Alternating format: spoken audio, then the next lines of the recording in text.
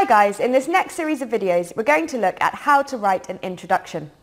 We will look at a basic structure we might use to create an introduction, and then we will look at how we might improve our introductions to jazz them up and make them a bit more engaging. So firstly, when approaching the essay question, these are the things we need to consider in terms of thinking about how to write an introduction.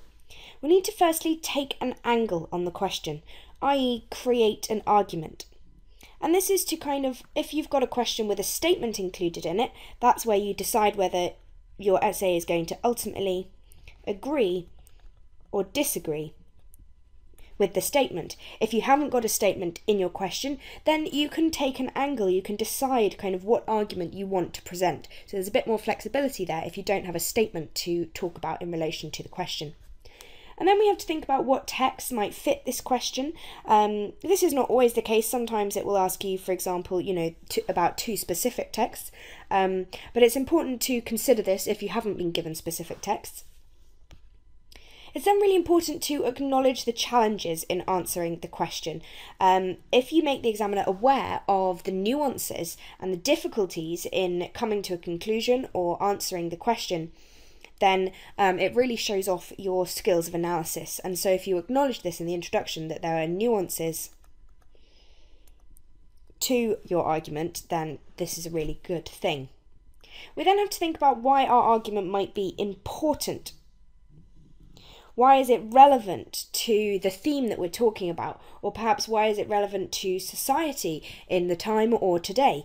So we've got to think about this, and this will really help our language in our essay to be passionate, if we know why what we're writing about is important. And then finally, and probably most importantly, you need to constantly be showing that you're answering the question.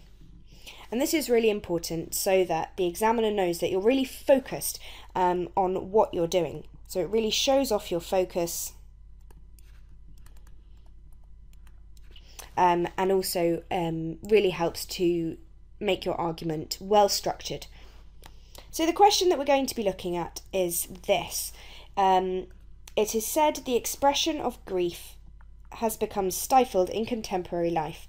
Compare and contrast the presentation of grief in these two poems in the light of this comment.